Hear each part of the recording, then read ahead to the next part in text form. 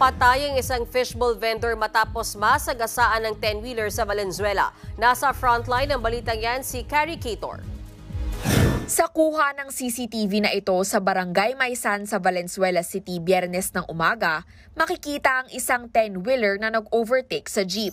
Nasa unahan ng truck ang isang tindero ng fishbowl na naglalakad sa tabing kalsada.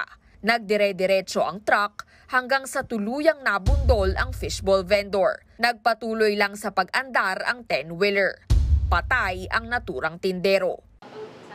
Ayon sa pamilya ng biktima, galing daw ang fishbowl vendor sa isang vulcanizing shop para ipaayos ang gulong ng kanyang bisikleta. Ang truck naman, bigla raw nawalan ng preno habang nasa pababang bahagi ng kalsada. Bahagya lang naman ang pagtama niya dun sa jeep.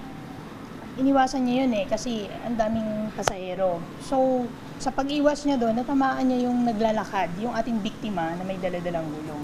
Sabi ng mga kaanak ng fishbowl vendor, hindi pa rin daw sila makapaniwala sa sinapit ng biktima. Parang nag-block na ako noon. Tanggapin na lang namin. Wala tayong magagawa. Nakakulong ngayon ang driver ng 10-wheeler. Sa panayam niya sa atin, sinabi niyang may naririnig na siyang ingay mula sa truck. 2 beses pa nga raw siyang huminto para tingnan kung meron itong sira. Medyo paakyat po ganun, sa lampas po ng simbahan na maliit sa Maysan, pumikap po ng pasahero yung jeep. Di siyempre huminto po ako. Meron pa pong preno.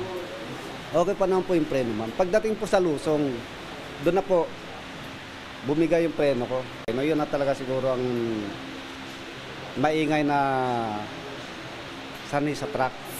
Wala nang nagawa ang driver ng truck kundi humingi ng paumanhin sa pamilya ng biktima.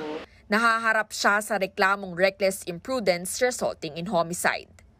Nagbabalita mula sa frontline, Carrie Cator, News 5. Mga kapatid, Mean Los Baños po. Huwag magpahuli sa mga balita at impormasyong dapat ninyong malaman. Para sa mas malawak na balitaan at diskusyon, mag-follow at mag-subscribe sa social media pages ng News 5.